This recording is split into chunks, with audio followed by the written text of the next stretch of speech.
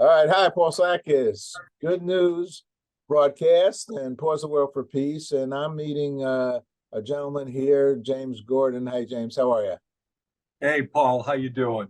I'm doing well. I'm excited to speak with you because we're going to be working together for the International Day of Peace Right. with a company that you've helped create, I guess, and we'll learn more about that because you've been in the world of environment and making the Mother Earth a happier place by using Trying.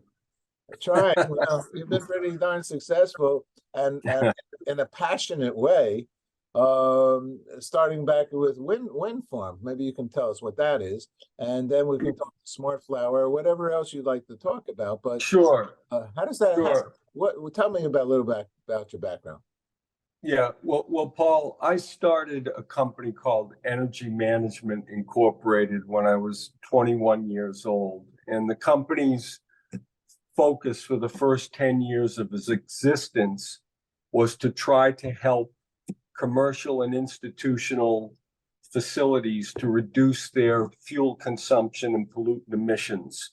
What really prompted me to get into the energy business was I was waiting in a 2-block long gas line during the oil embargo that happened in the 1970s, mid 70s.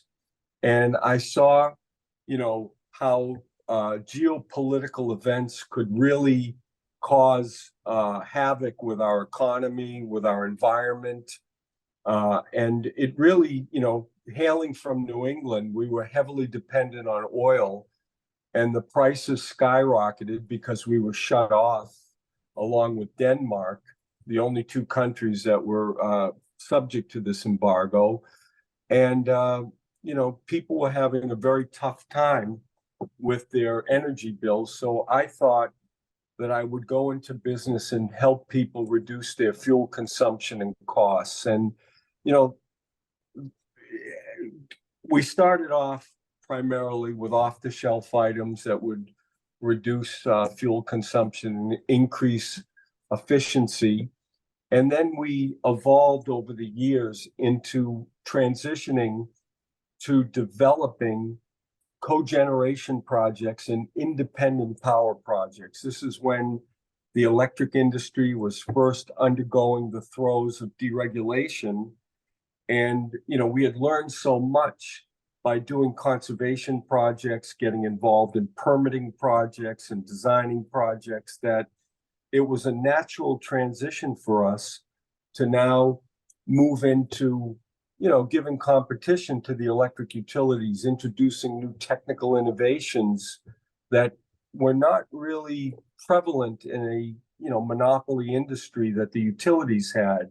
So we kind of broke the door open and, started to build energy facilities. And we built, we were the pioneers in developing natural gas fired power plants, which at the time, Paul, was orders of magnitude cleaner than the coal and oil fired plants that were primarily providing the power for New England. So it was, I've spent my career trying to figure out how to produce energy in a cleaner, more environmentally responsible fashion, and also in a more efficient fashion. Were you a Boy Scout? No, I was a Cub Scout. I wasn't a Boy Scout. That's okay. Yeah. Those they say we learn everything, almost 90% of what we'll ever know by the time we're Right. 7 years old. Yeah. But Paul, I'm always prepared. So I took one of the credos of the Boy Scouts very seriously. I take it seriously too. Right. All of those, and so and I love what you've been doing. I'd like to just mention, because I looked this wind power outreach that you did. Yeah. I have some the Hamptons are behind me here. Yeah. In the picture, and wind is wind farms, wind this, wind that. Yeah. And you worked on it for what, 9 years or something to get 14 years. 14 years Yeah, in Nantucket area, I guess, or yeah. something like that in Massachusetts. And you made it happen. Is that right? Well, You well, know? let me tell you how we decided to move into proposing America's first offshore wind farm.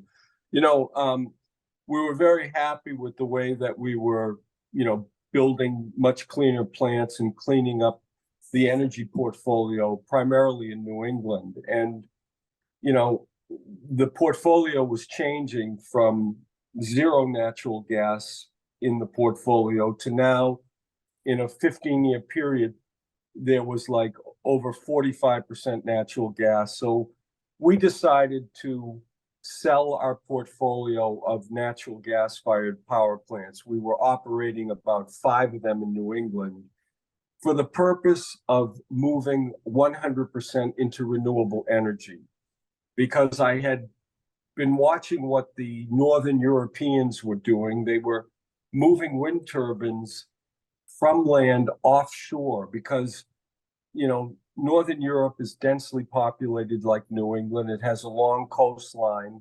So we said, hey, we ought to really take a look at this because in New England, we don't have wide expanses of land to do land-based wind farms.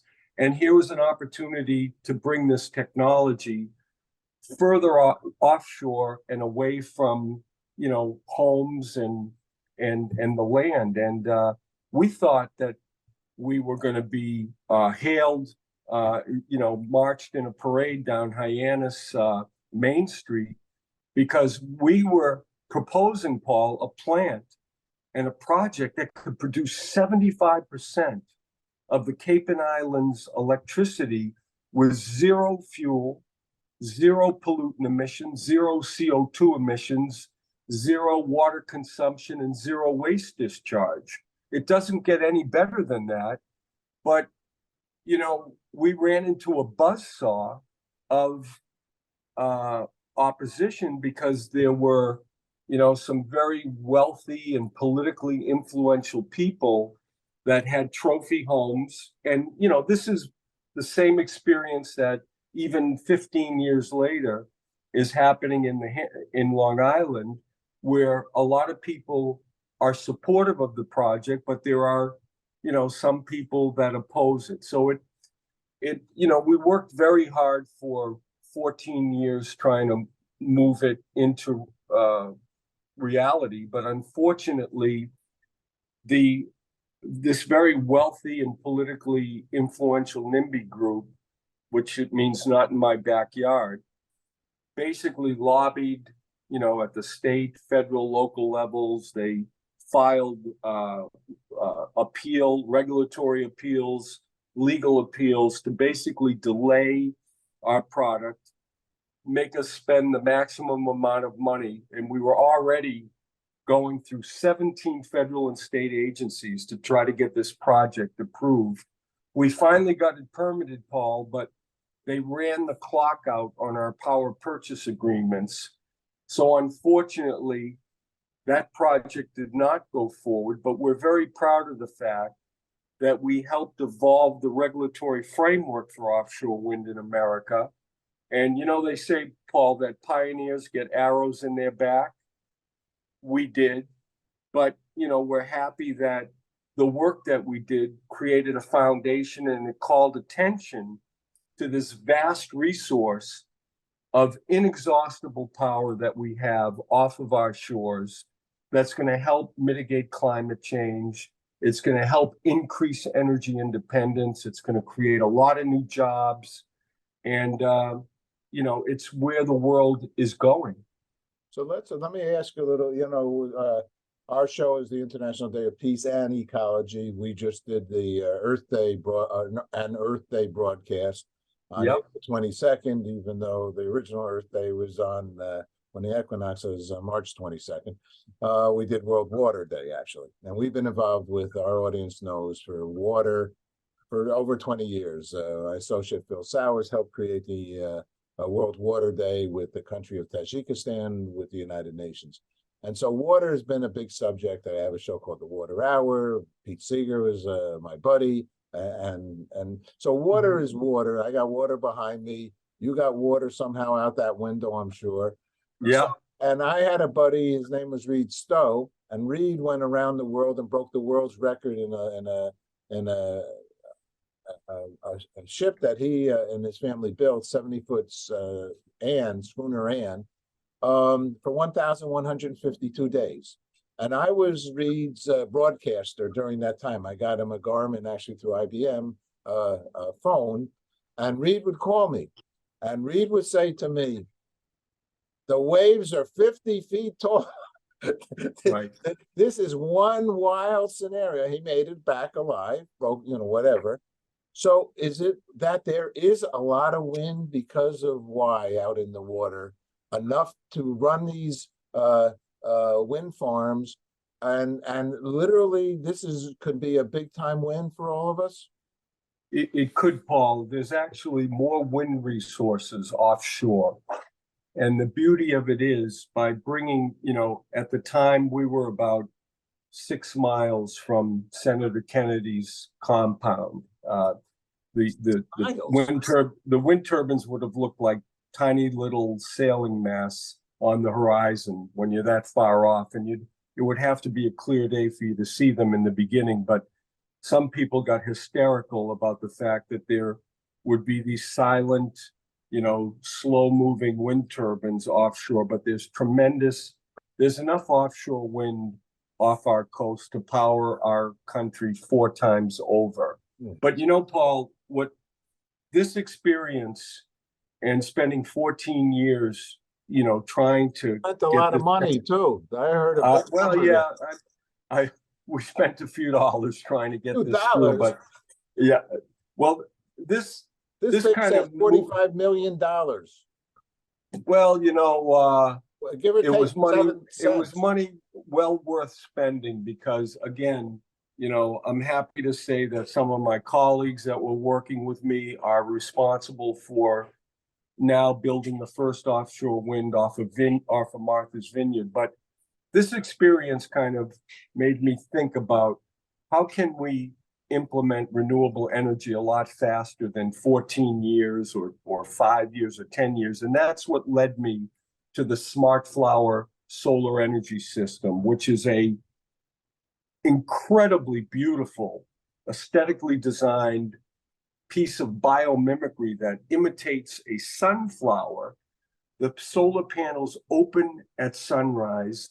The panels are pointed at the optimal 90-degree angle to the sun, and it follows the sun to sunrise, just like sundown, just like a sunflower would. So this allows you to produce about 40% more renewable energy, and it's a very simple plug-and-play installation. We think it's going to revolutionize the solar energy business because it really is the next level of solar. A flat panel, a fixed panel sees that optimal angle maybe 1 to 2 hours a day, whereas our panels are at that optimal 90-degree angle to harvest the maximum amount of solar energy from sunrise to sunset.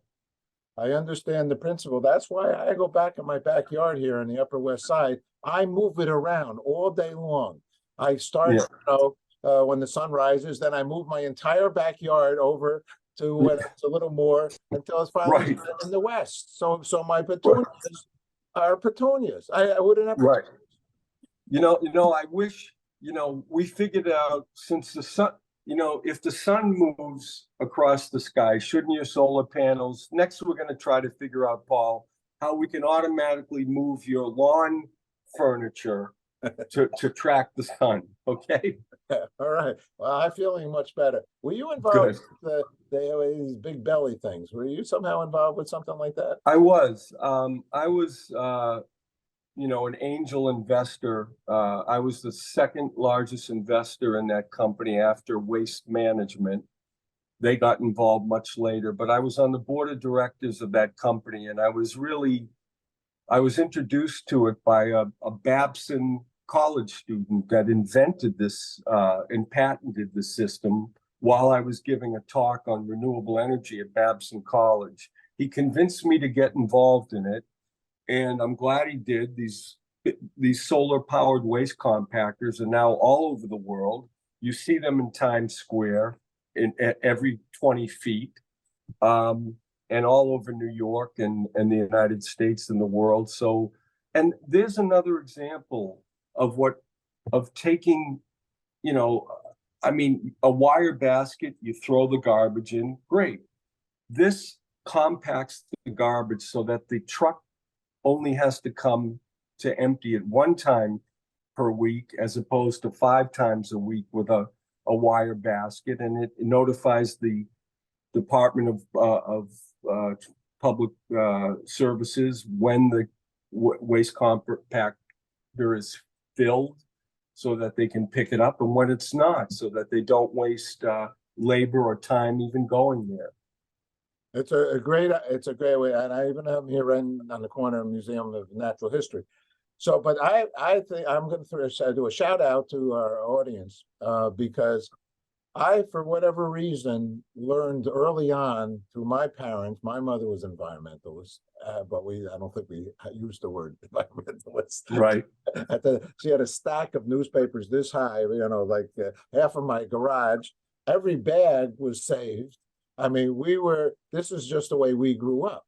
But when it did come to the garbage, we were compactors. And so my shout out to everybody, I see people that, they had, and we're in this plastic society, Yeah. I mean, put and a can says, put a can into a can, put it into another. Yeah. It's like the Russian little thing. And then you got this thing, but it would have been, a ton of garbage. You would have used the usual bag. It's, it doesn't, and then when you see a garbage truck, right, what are they doing? They're taking your garbage and they're squishing it, but they don't need you start to squish. All right, everybody start to squish. Right. But, I'll tell you, I've been in this industry now for, I hate to tell you, 48 years.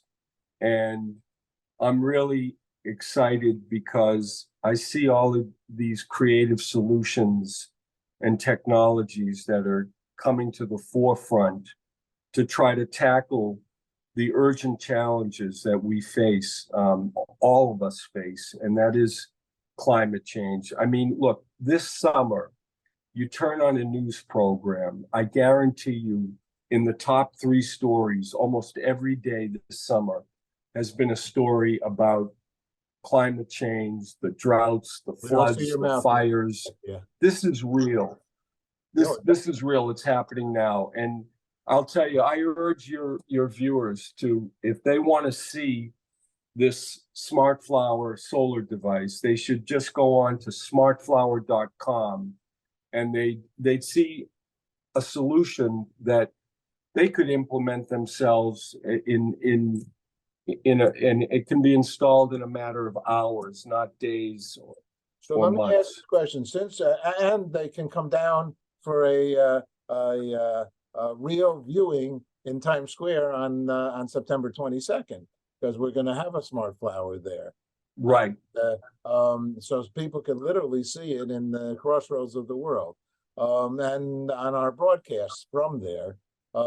So I XYZ. I own a house, say somewhere, and I own it in wherever that place is.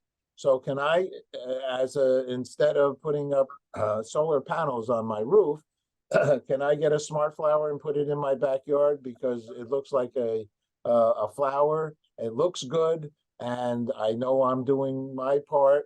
And can I do it? Is it enough to do a house? Yes, it was originally designed in Vienna, Austria, and it was designed to offset all of the energy for the average Central European's house. And the product actually, we're selling these all over the world now, and probably 30% of our market is residential. And, it's for people that don't really want to put solar panels on their roof, drill holes through their roof, mess up the architectural design of their house. It's for people that, prefer iconic design, superior performance, and ease of installation. So, it's easy to get one for a home. It's easy to get one for a business, a college. We have companies like Toyota, Nestle's, Siemens. We have institutions using the product, and it really does. It not only saves on your electricity bill and reduces your carbon footprint, but Paul, what it does is it inspire when people see it, they stop, they look at it, and it inspires them to also think about ways that they could contribute to a safer, cleaner, healthier energy future and environment. Can you get an energy credit also, like You other energy products? You get a 30% investment tax credit. So the government is paying 30% of it. And if you're a business, you also get depreciation. So in essence, the government is paying for 50% of the total installed cost. Okay, Jim, you're an innovator. You're a concerned citizen for Mother Earth, and passionate, and we need people like you that do these off the chart. What is that? Smithsonian, Rube Goldberg. Are you a Rube Goldberg? I think I'm going to call you Rube Goldberg, and that's a compliment. Call me anything but not late for dinner. Okay. Jim, thanks a lot for taking some time. Thank you, Paul. Look forward to seeing you in New York. Okay, good. Oh, wow. Bye-bye. Bye-bye.